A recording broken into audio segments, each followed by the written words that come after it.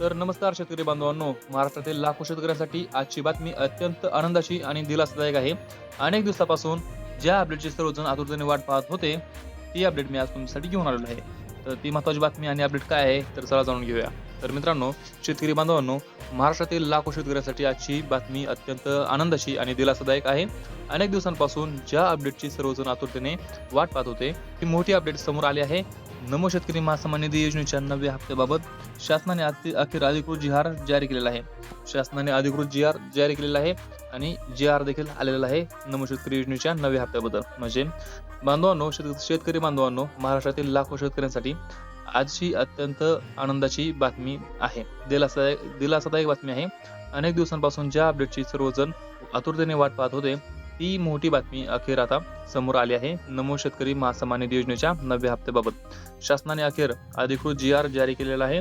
त्यामुळे आता राज्यातील पात्र शेतकऱ्यांच्या खात्यावर थेट पैसे जमा होण्याचा मार्ग पूर्णपणे मोकळा झालेला आहे.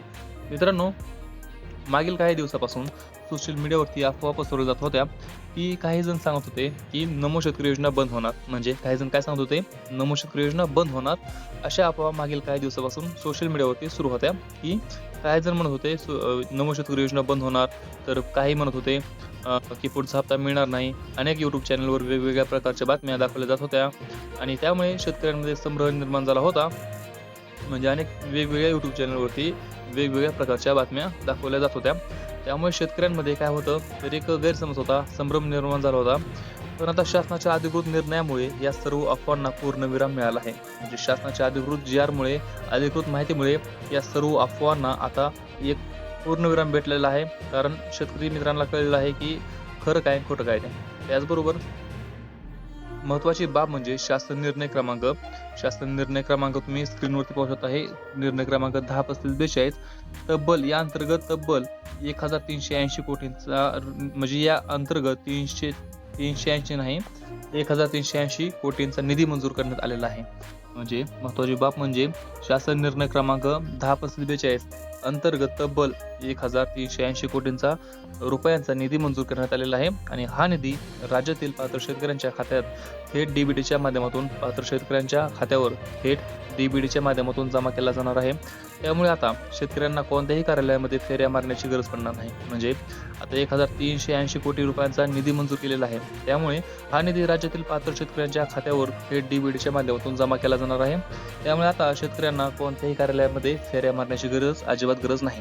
मित्रांनो, नमो शेतकरी योजना ही महाराष्ट्र शासनाची अत्यंत महत्त्वाची योजना आहे. केंद्र सरकारच्या PM किसान सन्मान निधी योजनेप्रमाणेच राज्य शासनाकडून देखील शेतकऱ्यांना आर्थिक मदत देण्यासाठी ही योजना सुरू करण्यात आली आहे. या योजनेअंतर्गत दरवर्षी शेतकऱ्यांना 6,000 रुपये दिले जातात. म्हणजेच PM किसानचे 6,000 आणि नमोचे 6,000 असे मिळून वर्षाला एकूण 12,000 रुपये शेतकऱ्यांच्या खात्यामध्ये जमा होतात. म्हणजे मित्रांनो, नमो शेतकरी योजना. पण त्या सर्वात आधी मित्रांनो, तुम्हाला पैसे ह्या महिन्याचा 9वा हप्ता कधी येणार हे देखील मी तुम्हाला पुढे जाऊन व्हिडिओमध्ये पुढे सांगणार आहे की हप्ता कधी येणार. त्याच्या आधी मित्रांनो, ही योजना नमो शेतकरी योजना ही शासनाची अत्यंत महत्त्वाची योजना आहे. केंद्र सरकारच्या PM किसान सन्मान निधी योजनेप्रमाणे राज्य शासनाकडून शेतकऱ्यांना आर्थिक मदत देण्यासाठी ही योजना सुरू करण्यात आली आहे.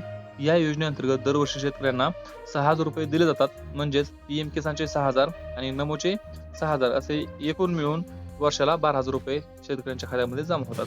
त्याचबरोबर परंतु मागील काही महिन्यापासून नव्या हप्त्याबाबत, म्हणजे तुम्ही इथं स्क्रीनवरती पाहू शकता, मागील काही महिन्यापासून नव्या हप्त्याबाबत कोणतीही स्पष्ट माहिती येत नव्हती.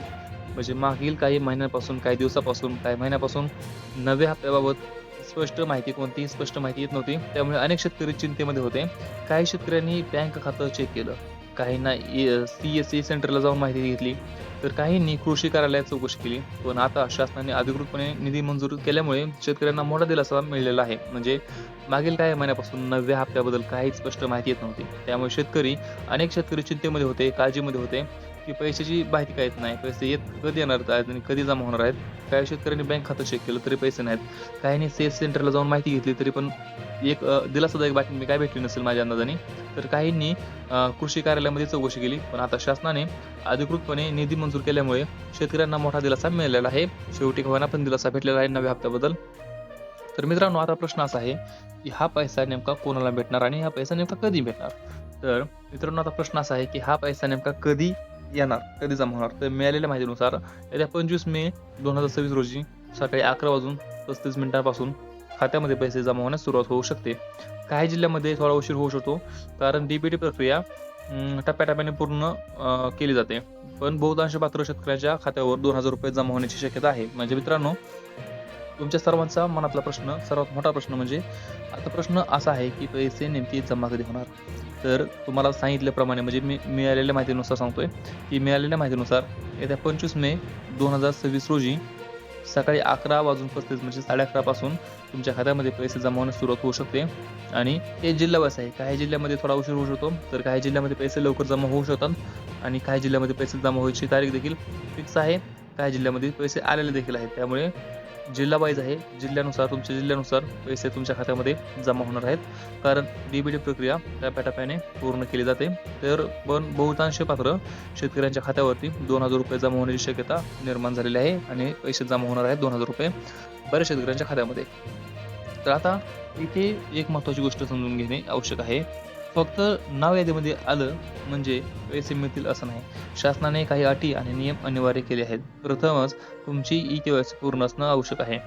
जर ई-के-वाय-सी अपूर्ण असेल तर तुमचा हप्ता अडकू शकतो. म्हणजे आता इथे एक महत्त्वाची गोष्ट समजून काय घ्यायची आहे, तर इथे एक महत्त्वाची गोष्ट समजून घेणे आवश्यक आहे. ती म्हणजे फक्त या नाव यादीमध्ये असलं म्हणजे पैसे मिळतील असं नाही. म्हणजे तुमचं नाव यादीमध्ये आहे आणि तुम्हाला पैसे आले असं होऊ शकत नाही. शासनाने काही अटी आणि नियम अनिवार्य केले आहेत. प्रथम तुमची ई-के-वाय-सी म्हणजे ई-के-वाय-सी बद्दल तर खूप वेळा सांगितलं. ई-के-वाय-सी पूर्ण असणे गरजेचे आहे.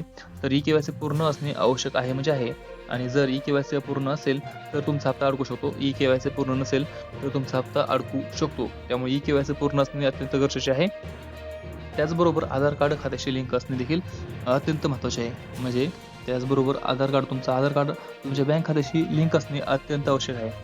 बँक कार्ड जर आधार कार्डशी लिंक नसेल तर पैसे खात्यामध्ये यायला प्रॉब्लेम होतो. अनेक शेतकऱ्यांच्या खात्यामध्ये आधार लिंक नसल्यामुळे डीबीटी व्यवहार फेल होतात. त्यामुळे प्रत्येक शेतकऱ्याने आपल्या बँक खात्यामध्ये जाऊन, बँकेत जाऊन आधार सीडिंग पूर्ण झालं आहे का नाही हे तपासून घ्यावं.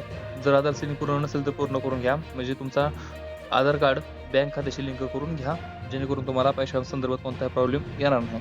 तर मित्रांनो आता शासनाने फार्मर आयडीला देखील खूप महत्त्व दिलेले आहे. म्हणजे शासनाने आता फार्मर आयडीला खूप महत्त्व दिलेले आहे. पुढील काळामध्ये फार्मर आयडी शिवाय अनेक योजनांचे लाभ थांबवले जाऊ शकतात. त्यामुळे ज्यांनी अजून फार्मर आयडी तयार केला नाही, त्यांनी तत्काळ CSC सेंटरला किंवा आपले सरकार सेवा केंद्रामध्ये जाऊन तो तयार करून घ्यावा. म्हणजे सरकारने आता शासनाने फार्मर आयडी जो आहे, फार्मर आयडी असतो शेतकऱ्यासाठी, तो एकदम महत्त्वाचं म्हणजे एकदम सक्ती केलेली आहे त्याची. फार्मर आयडी असेल तर तुम्हाला अनेक योजनांचे लाभ घेता येणार आहेत. जर नसेल तर तुम्हाला बऱ्याच ठिकाणी प्रॉब्लेम येऊ शकतो.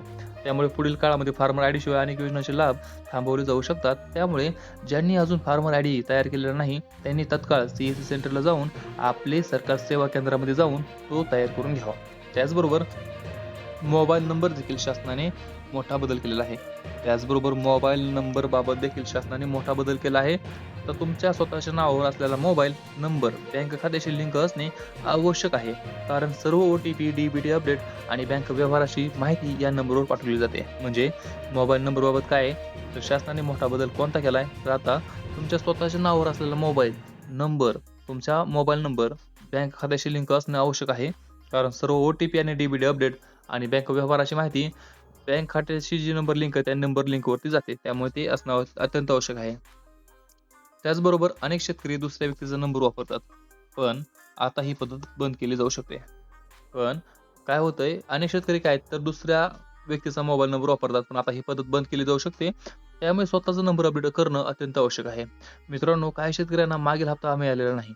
अशा शेतकऱ्यांनी घाबरायची गरज नाही. तुम्ही जर सर्व प्रक्रिया योग्य प्रकारे पूर्ण केल्या असतील तर तुम्हाला एकत्रितपणे 2 हप्ते मिळण्याची शक्यता आहे. म्हणजे ₹4,000 मिळण्याची शक्यता आहे. म्हणजे मित्रांनो, अनेक शेतकऱ्यांना मागचा हप्ता भेटलेला नाही, तर त्या शेतकऱ्यांनी देखील काळजी करायची गरज नाही. तुम्हाला दोन्ही हप्ते एकत्र मिळू शकतात. त्यामुळे काळजी करू नका. ₹4,000 तुमच्या खात्यामध्ये यायची शक्यता जास्त आहे.